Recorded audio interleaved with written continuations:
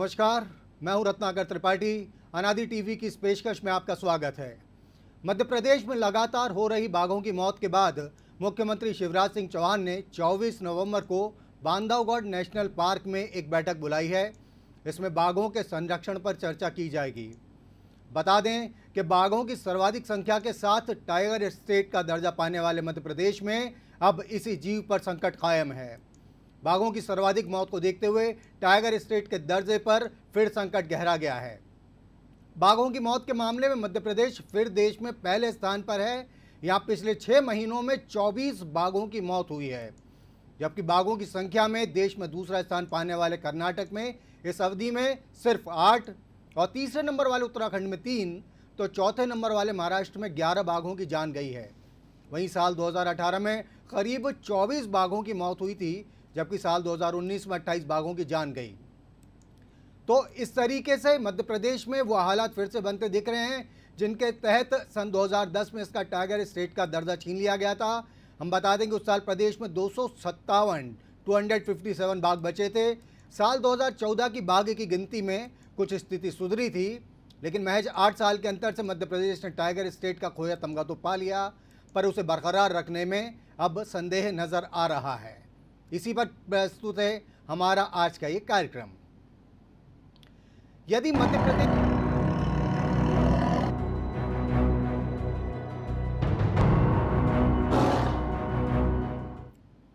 मध्य प्रदेश से tiger state का दर्जा फिर छिनता है तो ये राज्य की साख पर बहुत बड़ा दगमुना दाग होगा। लेकिन इससे भी बड़ी चिंता इस बात की है कि टाइगर स्टेट में ही टाइगर भी सुरक्षित नहीं है। शिकारी तो हमेशा से समस्या है ही, सरकारी अमले के स्तर पर भी कई ऐसी लापरवाहियां हो रही हैं जो बाघ के अस्तित्व पर खतरा बन चुकी हैं। जानकारों की माने तो राष्ट्रीय बाघ संरक्षण प्राधिकरण ने 12 साल पहले कहा था कि राज्य में स्पेशल टाइगर प्रोटेक्शन फोर्स गठित की जाए, मगर ये काम नहीं हुआ। एक समस्या ये भी है कि यहाँ बाघ के शिकारियों को सजा देने का क्रम बहुत पिछड़ा हुआ है। बाघ का शिकार होने या उसकी किसी और तरीके से अप्राकृतिक मौत होने पर एविडेंस यानी सबूतों को जुटाने के काम में भी यहाँ का अमला कमज़ोर बताया गया है। अब मुख्यमंत्री शिवराज सिंह चौहान इस मामले में गंभीर दिख रहे हैं। वे एक बैठक बुलाकर स्थिति की समीक्षा करने जा रहे हैं। उम्मीद की जा सकती है कि शिवराज इस बैठक में कुछ ऐसे बड़े और कड़े फैसले लेंगे जिनसे राज्य का टाइगर स्टेट वाला दर्जा और बाघ दोनों सुरक्षित रह पाएंगे। इस विषय पर चर्चा के लिए चलते हैं। हमारे साथ सेंट्रल जू अथॉरिटी के सदस्य, वरिष्ठ पत्रकार, पर्यावरणविद, लेखक अभिलाष खांडेकर जी जुड़ चुके हैं। उनसे इस मसले पर बात करेंगे। अभिलाष जी, स्वागत है आपका इस कार्यक्रम में। जी धन्यवाद। जी।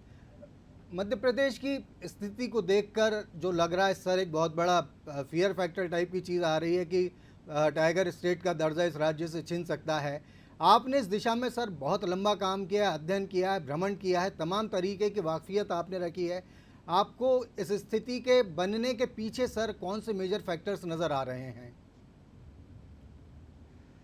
देखिए रत्नाकर जी, ये आपने बहुत महत्वपूर्ण मुद्दा उठाया है और आपने मेरी जो पहचान बनाई है दर्शकों से, वो मैं सेंट्रल जू अथॉरिटी के सदस्य के रूप में आपने की है, लेकिन मैं मध्य प्रदेश के वन्य प्राणी बोर्ड का भी सदस्य। जी, निश्चित रूप से एक खामी रह गई थी, उसको चीज़ों को गिनाने माफ़ी चाहता हूँ उसके लिए सर।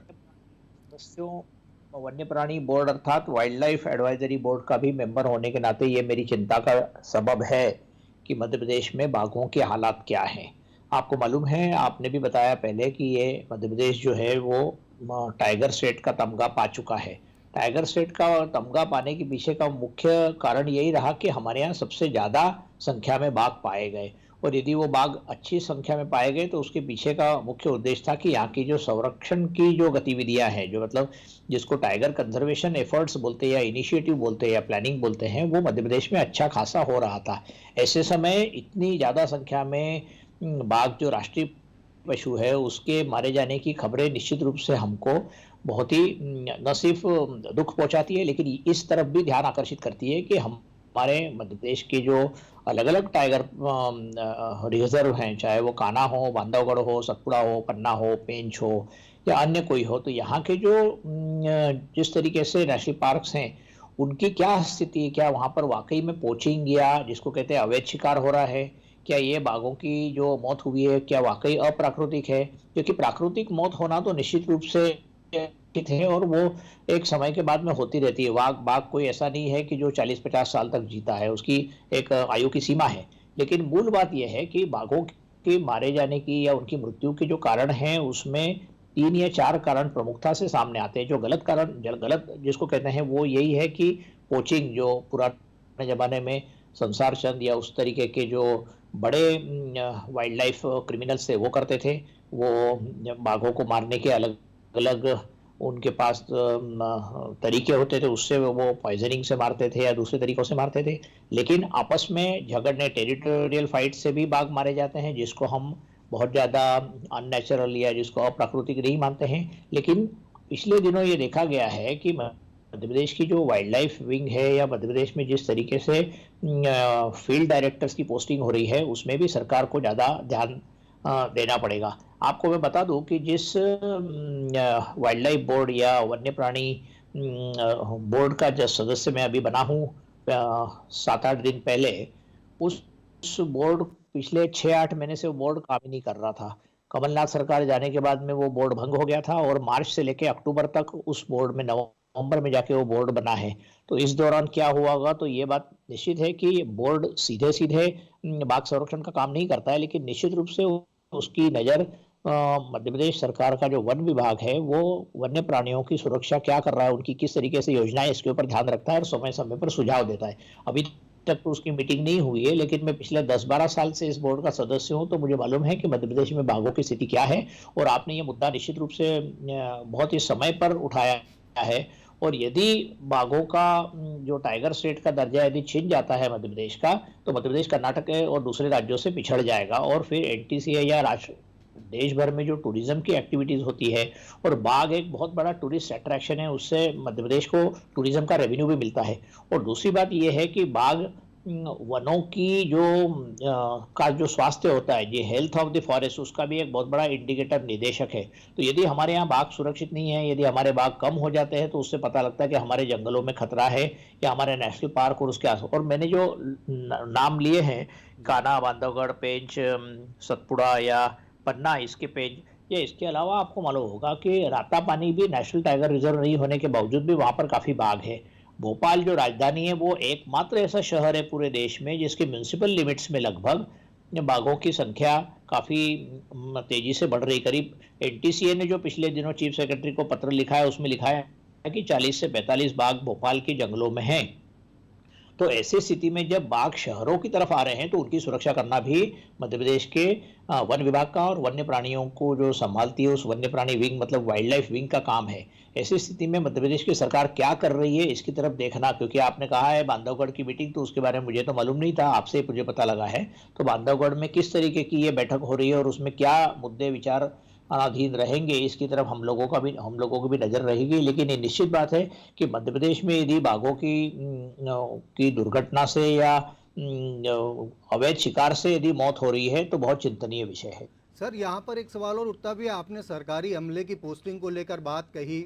ये भी कहा जाता रहा है कि वाइल्ड लाइफ एक्सपर्ट्स की बजाय जो फॉरेस्ट के लोग हैं उन्हें ज़्यादा भेज दिया जाता है, जो इस मामले में ज़्यादा कुछ नहीं कर सकते। सर, इस एक खामी के अलावा, क्योंकि आपका बहुत विशद अध्ययन है सर इसमें, इस एक खामी के साथ साथ और कौन सी ऐसी चीज़ें हैं जिनके चलते मध्य प्रदेश में टाइगर आप बहुत ज़्यादा खतरे में महसूस कर रहे हैं? देखिए, जो आपने कहा ये बिल्कुल सही बात है, मैं इस बात को कहना नहीं चाह रहा था, लेकिन ये बात सही है कि कान्हा जैसे महत्वपूर्ण टाइगर पार्क में या नेशनल पार्क में या टाइगर रिजर्व में यदि कोई फील्ड डायरेक्टर ऐसा वहाँ पहुँच जाता है जिसकी वाइल्ड लाइफ की प्रॉपर ट्रेनिंग नहीं है, जो WII में होती है, जो देहरादून की जो वाइल्ड लाइफ इंस्टीट्यूट है, उसमें यदि ट्रेनिंग नहीं हुई, वो पहले वो महाशय उसमें थे सतपुड़ा में, वहाँ से सतपुड़ा में भी किस तरीके से पहुंचे थे, इसके ऊपर काफ़ी लोगों को तकलीफ थी, क्योंकि उनका वाइल्ड लाइफ का एक्सपीरियंस नहीं था। तो मध्य प्रदेश गवर्नमेंट में हम लगातार प्रयास कर रहे हैं कि जो युवा अफसर हैं जिनको वाइल्ड लाइफ में इंटरेस्ट है, उन लोगों की प्रॉपर ट्रेनिंग हो। यदि बिना ट्रेनिंग के वो वहाँ जाएंगे तो निश्चित रूप से वाइल्ड लाइफ मैनेजमेंट की दिक्कतें सामने आएंगी, और इसके ऊपर सरकार को ध्यान देना चाहिए कि यदि वाइल्ड लाइफ से ट्रेंड व्यक्ति यदि टाइगर रिजर्व में नहीं जाएंगे। पिछले दिनों में सतपुड़ा में बड़ा हादसा हुआ था, बारहसिंगा मारे गए थे, लेकिन राज्य सरकार ने किसी के खिलाफ कोई एक्शन नहीं लिया। उसका कारण ये था कि जब उनको शिफ्ट किया गया था, उसके बाद में उनको बोमा टेक्निक से जो बाड़े में रखा गया, उसके बाद वो कुछ उसमें मौतें हो गई। तो बारहसिंगा मध्य प्रदेश का राज्य पशु है। ऐसी स्थिति में उसकी मौत के ऊपर भी कोई हंगामा नहीं हुआ, राज्य सरकार ने किसी को सस्पेंड नहीं किया, किसी के खिलाफ कोई एक्शन नहीं ली।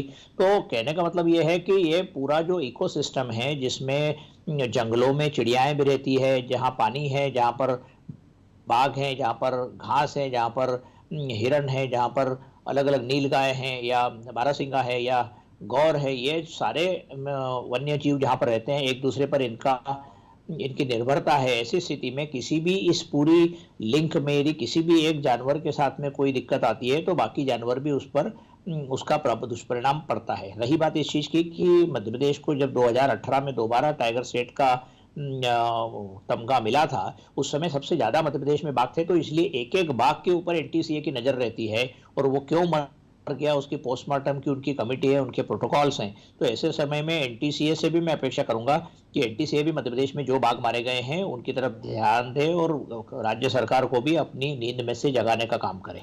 सर, आपने एक बहुत महत्वपूर्ण बात अभी कुछ देर पहले कही कि ये देखा गया है मध्य प्रदेश देश का पहला ऐसा राज्य जहां जो कैपिटल प्लेस है वहां पर भी रेजिडेंशियल एरिया में बाघों का मूवमेंट बहुत ज़्यादा दर्ज किया जा रहा है। तो सर, ये कहीं ना कहीं ये भी दिखा रहा है कि जो डिफॉरेस्टेशन हो रहा है उसकी वजह से स्थिति है राज्य के बाकी हिस्सों में, ये तो भोपाल की बात अगर हम छोड़ते तो राज्य के बाकी हिस्सों में इस तरीके की स्थिति की क्या वजह, खासतौर से जो हमारे टाइगर रिजर्व्स हैं सर उनमें?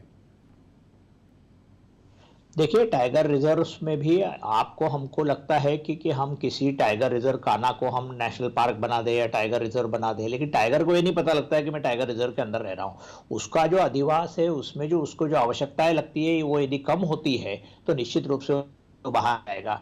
टाइगर एक ऐसा भी प्राणी है, बाघ ऐसा भी प्राणी है जिसकी जो मूवमेंट के एरियाज हैं वो उसको मालूम रहते हैं। वहां तक वो दूर दूर तक जाता है, वो पानी की तलाश में जाता है, अपने भोजन की तलाश में जाता है, और उसको जब तक ये मालूम रहता है कि वो उस एरिया में जहां पर भी जा रहा है, विचरण कर रहा है, वो सुरक्षित है, तो ऐसी स्थिति में ही बाघ वहां पर जाता है। अदरवाइज तो जिस तरीके से भोपाल में आ रहे हैं उसके आसपास, इसलिए आपको याद होगा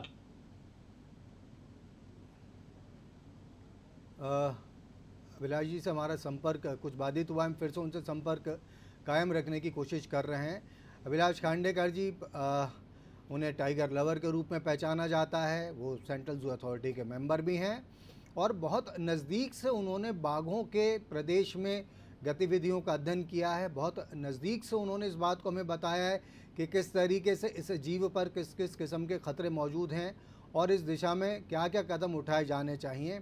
तो एक बहुत महत्वपूर्ण एक ये इशू है जिस पर अभिलाष खांडेकर जी अपनी बात रख रहे थे और उनसे अभिलाष जी वापस हमसे फिर से जुड़ गए हैं। स्वागत है सर आपका कार्यक्रम में फिर से। त्रिपाठी जी, मुझे आपकी आवाज़ आ रही है? जी तो जी। मैं वही कह रहा हूँ कि जो 24-25 बाघ मारे गए हैं उसमें से एक बाघ तो दुर्घटना में जिस तरीके से मारा गया था, मैंने देखे उसके फोटोग्राफ्स, तो बहुत दुख हुआ। तो ये निश्चित बात है कि हमारे टाइगर रिजर्व के जितने भी ऑफिशियल्स हैं उनके भी अपने इश्यूज हैं, उनकी भी समस्या है। उसके अंदर नीचे तक जाकर देखने की आवश्यकता है कि कान्हा में क्या समस्या है, बांधवगढ़ में वहाँ के वन कर्मियों की क्या समस्या है, पेंच में क्या समस्या है, पन्ना में क्या समस्या है, सतपुड़ा में क्या समस्या है। तो ये समस्याओं का अध्ययन जब तक नहीं किया। और दूसरी बात एक मैं आपको बता रहा हूँ कि मध्य प्रदेश में सबसे बड़ी चिंता का विषय यह है कि जंगल लगातार काटे जा रहे हैं। भोपाल के पास में रातापानी के आसपास जंगल काटे जा रहे हैं, निमाड़ में काटे जा रहे हैं, महाकौशल के कुछ क्षेत्रों में काटे जा रहे हैं। और आपने देखा होगा पिछले दिनों चुनाव के आसपास मध्य प्रदेश शासन ने इस तरीके की घोषणा की थी कि हम पट्टे देंगे। तो पट्टों का जो वितरण होता है तो उसके कारण अवैध जिसको कहते हैं कब्जादारी लोग भी रातों रात उगाते हैं। तो ऐसी स्थिति में यदि मध्य प्रदेश में, फिर आपने ये भी देखा होगा पिछले दिनों कि मध्य प्रदेश में वनों का निजीकरण होने की संभावना भी दिखाई जा रही है। एक सरकार ने नीति आयोग जो केंद्र का है, दिल्ली का है, उसके आधार पर एक रिपोर्ट भी बनवाई है। फिर मुख्यमंत्री जी ने कहा कि हम निजीकरण नहीं करेंगे, लेकिन फिर भी कहीं ना कहीं ये बात दिख रही है, क्योंकि सरकारी फाइलों में निश्चित रूप से एक रिपोर्ट है जो पिछले ही दिनों कुछ दिनों पहले दी गई है कि जिसमें निजीकरण कुछ क्षेत्रों में जहां वो कह रहे हैं पड़त भूमि या कुछ कटे पटे जंगल है वहां की स्थिति हो। लेकिन फिर भी यदि प्राइवेट सेक्टर यदि इस सेक्टर में या इस क्षेत्र में आता है तो उसके क्या परिणाम दुष्परिणाम होंगे ये अभी कहा नहीं जा सकता है। लेकिन privatisation of forest is a major issue.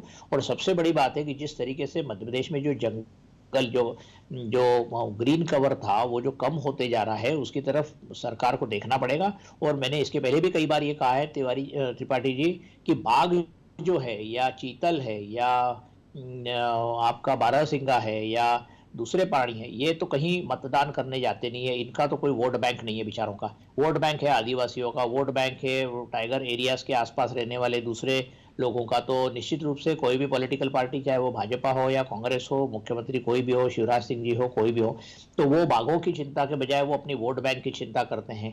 तो इसलिए बाघों की चिंता करने के लिए हम लोग हैं, हम लोगों को हमेशा आवाज उठाना चाहिए, मीडिया को उठाना चाहिए, जो टाइगर एक्सपर्ट्स है उनको उठाना चाहिए। बेचारा बाघ को तो मालूम ही नहीं उसके उसके भविष्य के बारे में क्या निर्णय भोपाल के वल्लभ भवन में हो रहा है। तो इसलिए बाघ हो या जितने भी हमारे पशु पक्षी हों, उनको बचाने के लिए पूरे विश्व में अलग अलग आंदोलन चल रहे हैं। ऐसी स्थिति में मध्य प्रदेश का टाइगर स्टेट का दर्जा यदि बचाना हो तो मुख्यमंत्री को सीधे सीधे इस मामले में ध्यान देना पड़ेगा। और हर नेशनल पार्क का, चाहे वो कान्हा हो, बांधवगढ़ हो, पन्ना हो, सतपुड़ा हो, वहाँ की क्या समस्याएं हैं इसके बारे में अलग अलग मीटिंग लेकर उन समस्याओं को सुलझाने की कोशिश करना पड़ेगी। क्योंकि इस तरीके की बाघों की हत्या या बाघों की मौत, इस ये हम मान्य नहीं कर सकते हैं और इसके खिलाफ आवाज़ उठानी ही पड़ेगी। जी जी, निश्चित रूप से इसके खिलाफ आवाज़ उठानी ही पड़ेगी, इस तरीके के विचारों से, इस तरीके की जानकारियों से। और उम्मीद की जानी चाहिए कि सरकार भी इस दिशा में कुछ सजगता से प्रयास करेगी। वरिष्ठ पत्रकार, लेखक, चिंतक और पर्यावरणविद अभिलाष खांडेकर जी का इस चर्चा में शामिल होने के लिए बहुत बहुत शुक्रिया। तो अब बातचीत को आगे बढ़ा कर ले जाते हैं। इस अभिलाष खांडेकर जी ने जो चीज़ें कहीं, उनमें एक बहुत महत्वपूर्ण बात यह है कि डिफॉरेस्टेशन जिस हिसाब से बढ़ रहा है उससे बाघों के ऊपर खतरा मंडराया हुआ है। और दूसरी एक बहुत अहम चीज़ उन्होंने कही कि यदि प्राइवेटाइजेशन ऑफ फॉरेस्ट होता है तो उस स्थिति में भी बहुत ज़्यादा जिम्मेदारी बढ़ जाएगी सरकार सहित जो प्राइवेट पार्टी उसे एक्वायर करती है उनकी भी, कि बाघों का क्या होगा। न सिर्फ बाघ बल्कि जंगलों में पाए जाने वाले दूसरों जीवों का क्या होगा जो इकोसिस्टम बनाए रखने के लिए बहुत मददगार साबित होते हैं। चर्चा को आगे बढ़ाते हैं। आरटीआई एक्टिविस्ट अजय दुबे ने बाघों के क्षेत्र में, जंगलों के क्षेत्र में भी बहुत विशद अध्ययन किया है, कई जानकारियां जुटाई हैं और कई नई नई बातें लोगों के सामने सूचना का अधिकार के तहत वो लेकर आए हैं। अजय से हमने जो बातचीत की, उन्होंने क्या कहा ये आप खुद सुनिए और उसके बाद फिर हम उनसे बातचीत करके इस विषय को और आगे बढ़ाएंगे। तो सबसे पहले सुनिए अजय ने इस विषय में हमसे क्या कहा।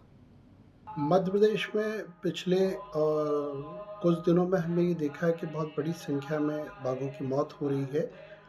करीब इस वर्ष अभी तक की जानकारी में 24 बाघ मर गए हैं और बांधवगढ़, पन्ना में अधिकतर बाघों की मौत हुई है। मध्य प्रदेश सरकार के इस संबंध में अभी तक कोई भी पुख्ता निर्णय देखने में नहीं आया है। नेशनल टाइगर कंजर्वेशन अथॉरिटी के अनुसार बाघों की सुरक्षा के लिए मध्य प्रदेश में स्पेशल टाइगर प्रोटेक्शन फोर्स बनाना है। हम इस विषय पर हाईकोर्ट भी गए, कई बार सरकार को भी बताया, लेकिन वो फोर्स अभी तक नहीं बना जिससे शिकारी बेलगाम है। दूसरी बात, मध्य प्रदेश में शिकारियों का जो सजा, जो कन्विक्शन रेट है, बहुत कमज़ोर है। वन विभाग की जो पैरवी रहती है कानूनी मामलों में, जब भी शिकारी पकड़े जाते हैं तो उनको सजा दिलवाने में नहीं रहती है, जिसके कारण अधिकतर प्रकरणों में शिकारी छूट जाते हैं। वन विभाग जो फील्ड में इस वक्त बेलगाम होता जा रहा है, जिसके कारण बाघों की लगातार मौत, तेंदुओं की मौत, ये गंभीर विषय है। क्योंकि मध्य प्रदेश को जब टाइगर स्टेट का दर्जा मिला तो यह एक उपलब्धि थी, लेकिन इस उपलब्धि को इतनी जल्दी 2020 में समाप्त कर दिया वन विभाग ने। और हम आज के दौर में नंबर 1 कहीं भी नहीं दिखते हैं, क्योंकि कर्नाटका के यहाँ स्पेशल टाइगर प्रोटेक्शन फोर्स और अन्य व्यवस्था हमारे यहाँ से बेहतर है। इसलिए हमें निश्चित तौर पर मुख्यमंत्री को यह एक निर्णय लेना होगा कि वन विभाग के जो उच्च अधिकारी हैं, जिनकी जिम्मेदारी है बाघों का संरक्षण, और फील्ड डायरेक्टर जो टाइगर रिजर्व में पोस्टेड है, उनकी जवाबदेही तय हो। जहां भी बाघ की अननेचुरल डेथ होती है वहां पर उनके विरुद्ध कार्रवाई हो। यदि यह संदेश मुख्यमंत्री दे सकते हैं वन विभाग के अधिकारियों को, तो निश्चित तौर पर बाघों का संरक्षण होगा। तो आपने सुना आरटीआई एक्टिविस्ट और बाघों के संरक्षण की दिशा में काफ़ी समय से काम कर रहे भोपाल निवासी अजय दुबे को। उनका ये कहना है कि सरकारी अमले के स्तर पर भी कई ऐसी लापरवाहियाँ हो रही हैं जो बाघ के अस्तित्व पर खतरा बन चुकी हैं। वो उन्होंने बताया कि राष्ट्रीय बाघ संरक्षण प्राधिकरण ने 12 साल पहले कहा था कि राज्य में स्पेशल टाइगर प्रोटेक्शन फोर्स गठित की जाए, लेकिन ये काम भी नहीं किया गया। अजय का ये भी कहना है कि कन्विक्शन रेट क्योंकि बहुत कम है, क्योंकि एविडेंस जुटाने का काम शिकार के मामलों में बाकी ठीक से नहीं किया जाता है, उसमें एक्सपर्ट अमले को नहीं लगाया जाता है। इन सब के चलते स्थितियाँ और बिगड़ती चली जा रही हैं। बाघ को लेकर जिस समय सारी दुनिया में चिंता का माहौल है, दुनिया के जिन भी हिस्सों में इस प्रजाति का जीव पाया जाता है वहाँ ये माना जा रहा है कि इकोसिस्टम को अगर बरकरार रखना हो तो इसका शिकार तो दूर, इसकी अननेचुरल डेथ तक पर रोक लगाई जानी चाहिए। अब टेरिटोरियल फाइट पर तो कोई रोक लगा नहीं सकता, बाघ आपस में झगड़ लेते हैं, लेकिन जहाँ इंसानी खामियों के कारण, जहाँ इंसानी गलतियों के कारण, जहाँ इंसानी लापरवाही के कारण, जहाँ सिस्टम की कमज़ोरी के कारण इस तरीके की चीज़ें हो जाती हैं, वहाँ देखकर यही लगता है कि इस दिशा में अभी बहुत ज़्यादा काम किया जाना है। अनादि टीवी के एसोसिएट एडिटर प्रभु पटेरिया जी फ़ोन लाइन पर हमारे साथ जुड़ गए हैं, उनसे बात करके इस विषय पर और जानकारी लेंगे। प्रभु जी, एक ये जो स्थिति सामने आ रही है और जिसे लेकर मुख्यमंत्री को 24 नवंबर को बांधवगढ़ में बैठक लेना पड़ रही है, बाघों की दशा और दिशा जो खराब हो रही है टाइगर स्टेट में, इसके पीछे मुख्य रूप से आप क्या वजह देखते हैं? देखिए रत्नाकर जी, जिन आंकड़ों पर आप बात कर रहे हैं, ऐसा कहा नहीं जा सकता है कि मध्य प्रदेश में बड़ी तादाद में बाघों की मौत हो रही है। यदि हम देखें पिछले साल के आंकड़े जो हैं, वो पिछले साल 28 बाघों की मौत हुई थी। इस साल के जो आंकड़े हैं वो करीब 24 बाघों की अभी मौत के आंकड़े हैं। इसमें बहुत सारे जो है टेरिटोरियल फाइट के मामले हैं। यदि हम इसके पिछले के साल जाते हैं 2018 में, तो उसमें 24 बाघों की मौत हुई थी। एक लगभग आंकड़ा लगभग एक सा आ रहा है। लेकिन एक बड़ा इसमें जो एक बदलाव है रत्नाकर जी, वो ये है कि मध्य प्रदेश में पहले शिकार के आंकड़े ज्यादा बढ़कर आते थे कि बाघों का जो शिकार हो रहा है वो संख्या या तो दर्ज नहीं हो रही है, क्योंकि एनटीसीए ने एक नियम बना दिया है कि वो पोचिंग को तभी दर्ज करेगा जब राज्य सरकार या जो राज्य का वाइल्ड लाइफ वार्डन है वो उसको पुष्टि करेंगे कि ये पोचिंग है या ये मौत हुई है टाइगर की। तो इसलिए बहुत सारे बाघ मरते होंगे लेकिन उनको दर्ज नहीं किया जाता। जहां तक टाइगर स्टेट का दर्जा खत्म होने का जो मामला है, तो मध्य प्रदेश लगातार कई सालों से टाइगर स्टेट रहा है। एक समय मध्य प्रदेश में 712 बाघ थे जब मध्य प्रदेश और छत्तीसगढ़ संयुक्त राज्य हुआ करता था। राज्य विभाजन के बाद बाघों की गणना का एक पैटर्न चेंज हो गया। जो संरक्षित वन के बाहर बाघों की गिनती बंद कर दी गई तो अचानक ही संख्या घटकर कम हो गई थी बाघों की, 257 करीब बाघ आ गए थे। तो उसके बाद मध्य प्रदेश का टाइगर स्टेट का दर्जा 2010 में हट गया था और अभी 2018 की गणना जो परिणाम 2019 में जारी हुए उसमें हम 526 बाघों के साथ कर्नाटक से 2 बाघ ज्यादा है। लेकिन रत्नाकर जी, इसके पीछे एक चीज यदि हम देखें तो मध्य प्रदेश में जो न्यू बॉर्न बेबीज हैं टाइगर के, ये जो 1 साल से कम उम्र के जो बाघ हैं जिनको गिनती में नहीं शामिल किया जाता, उनकी तादाद बहुत ज्यादा है। वो संख्या कहीं से कम नहीं हो रही है। वो भी यदि शामिल होंगे, जो अगली गणना के जो परिणाम आएंगे, तो आप देखिएगा कि मध्य प्रदेश में जो अभी 526 है, ये संख्या 600 से ऊपर चली जाएगी बहुत आसानी से। क्योंकि टाइगर के जो पोचिंग हो रही है उस पर कहीं ना कहीं है तो जनता का अवेयरनेस इतनी बड़ी है, सख्ती इतनी बड़ी है कि वो पोचिंग के आंकड़े घट गए हैं। जहां तक मैं अभी सुन रहा था, खांडेकर जी को, अभिलाष खांडेकर जी भी बात कर रहे थे, तो खांडेकर जी वाइल्ड लाइफ बोर्ड में लंबे समय से मध्य प्रदेश के वाइल्ड लाइफ बोर्ड के मेंबर रहे हैं, अभी फिर वो मेंबर हैं। और वाइल्ड लाइफ बोर्ड यदि जिसको कि वन्य प्राणियों की रक्षा के लिए बनाया गया, नाम ही उसका वाइल्ड लाइफ बोर्ड है, वन्य प्राणी संरक्षण के लिए काम करना है, वो wild life board Madhya Pradesh का पिछले कई सालों से माइनिंग बोर्ड बनकर रह गया है। वो माइनिंग की परमिशन जारी करने के वहां पर निर्णय होते हैं, वहां पर सड़क के लिए अनुमति जारी करने के निर्णय होते हैं, लेकिन वहां पर वन्य प्राणियों के संरक्षण की बात नहीं होती है। मेरे ध्यान में यदि कोई आखिरी मामला था तो मुकुंदपुर सफारी का था, जहां पर कि व्हाइट टाइगर सफारी बनाई गई है रीवा का। उसके बाद कोई बड़ा निर्णय वाइल्ड लाइफ बोर्ड ने बाघों को लेकर नहीं लिया मध्य प्रदेश की।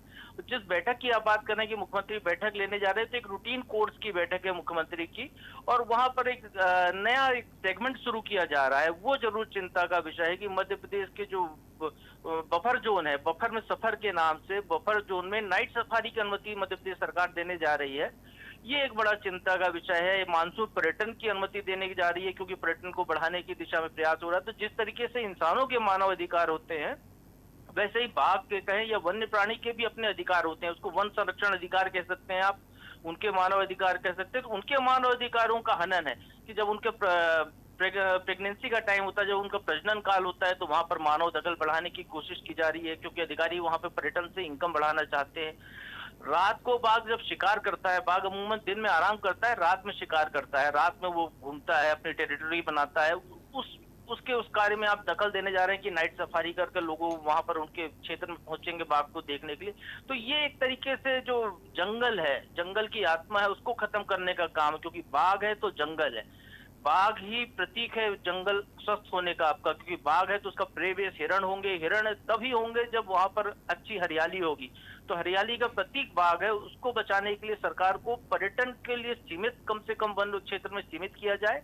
जैसे मध्य प्रदेश के भोपाल में वन विहार है, वो उसको नेशनल पार्क का भी दर्जा है उसको, और वो जू भी है, तो जू बनाकर वहां पर अनुमति दी जा सकती है। लेकिन कान्हा जो टाइगर रिजर्व है, कान्हा, पेंच, बांधवगढ़, यहाँ सीमित पर्यटन करना होगा, तभी बाघों का संरक्षण होगा, प्रदेश के जंगल बचे रह सकेंगे। जी जी। हमारे एसोसिएट एडिटर प्रभु पटेरिया जी को आपने सुना, जिनका कहना था कि हो सकता है कि राज्य में फिलवक्त स्थिति ऐसी निराशाजनक दिख रही हो, लेकिन उन्होंने एक फैक्ट की तरफ ध्यान हमारा खींचा है कि जो कब्स रहते हैं, जो बच्चे हैं इनके बाघ के, चूँकि वो गणना में शामिल नहीं किए जाते हैं, अगली जब भी गणना होगी तो निश्चित रूप से उनका कहना है मध्य प्रदेश में जब उन्हें भी शुमार किया जाएगा, उन बच्चों को जो फ़िलहाल सेंसस में शामिल नहीं हुए हैं, तो ये फिगर 600 से ज़्यादा पहुंच सकता है। जो एक निराशाजनक तस्वीर नज़र आ रही है, वो हो सकता है आशा में बदलती हुई नज़र आ जाए। और उनका एक बात का भी कहना था कि जो बफर में सफ़र वाली जो स्कीम है, उस मामले में ज़रूर राज्य सरकार को कुछ इस तरीके के कंसिडरेशंस रखने चाहिए जिनसे टाइगर की स्वच्छंदता में, टाइगर के प्रजनन में, या टाइगर के फ्री मूवमेंट में, टाइगर ही क्यों, किसी भी जानवर के, जंगली जानवर के फ्री मूवमेंट में किसी प्रकार की बाधा उत्पन्न न होने पाए। जाहिर सी बात है सरकार के सामने भी बहुत चुनौतियां हैं, बाघ के अस्तित्व पर लंबे समय से संकट बना हुआ है। खुशी की बात यह है कि इसके बावजूद मध्य प्रदेश में इसकी संख्या में उल्लेखनीय इजाफा भी कई बार दर्ज किया गया है। अब देखने वाली बात है कि 24 तारीख की बैठक में सरकार क्या इस दिशा में वाकई कोई बहुत ठोस, बहुत ही बड़ा और बहुत ही अहम निर्णय लेती है, या फिर आने वाले समय में भी लगातार हमें बाघ के लिए इसी प्रकार की चिंता करनी पड़ेगी। अब आज का कार्यक्रम समाप्त करने की इजाज़त दीजिए, आपसे फिर मुलाकात होगी। नमस्कार।